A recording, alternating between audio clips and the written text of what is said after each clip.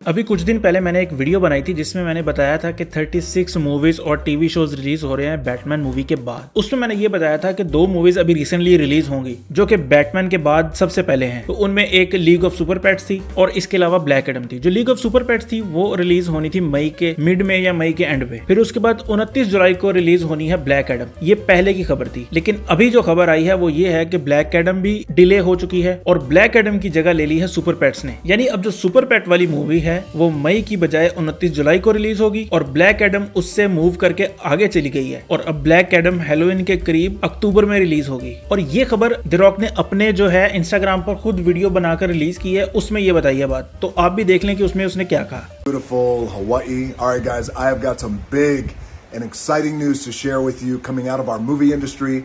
As you guys know, this year we have 2 huge and epic 7 Bucks Productions and DC movies coming out. The first is Super Pets. The second one is the one and only Black Adam. So here's the big and exciting news. We are moving and grooving and we are changing release dates. I'm planting 2 flags right here, right now. I wanted you guys to hear it directly from me first.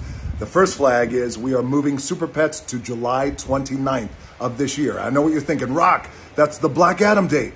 It was. The second flag I'm planting, Black Adam will now move to October 21st, right before Halloween, playing through Thanksgiving and playing through the Christmas holidays. Cannot wait for you to see these movies. Super Pets, July 29th, October 21st, The Man in Black, Black Adam. The hierarchy of power in the DC universe is about to change. I love you guys.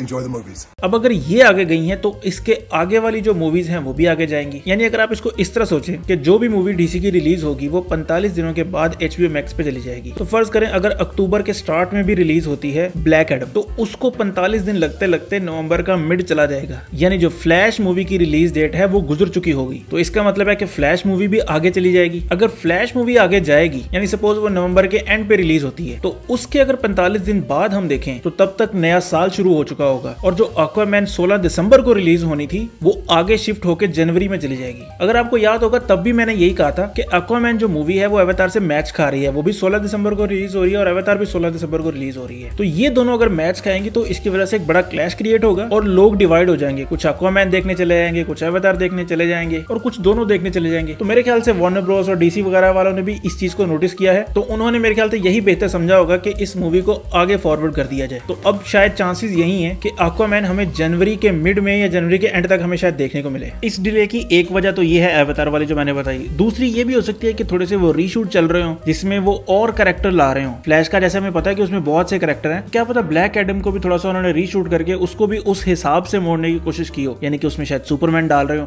क्या पता flash में Superman डाल रहे हो। तो इसमें बहुत सी possibilities निकल सकती हैं, लेकिन मेन जो पॉसिबिलिटी यही है कि वो अवतार के साथ क्लैश खा रही थी, इसलिए उसको आगे पीछे किया गया है। बाकी आप लोगों को क्या लगता है कि इस डिले की क्या वजह हो सकती है, तो वो आप लोग कमेंट करके बताएं। और अगर आपको ये वीडियो पसंद आई है तो वीडियो को लाइक करें, कमेंट करें और सब्सक्राइब जरूर करें। तो बाकी खुश रहें, खुश रखें। अल्लाह हाफ़िज़।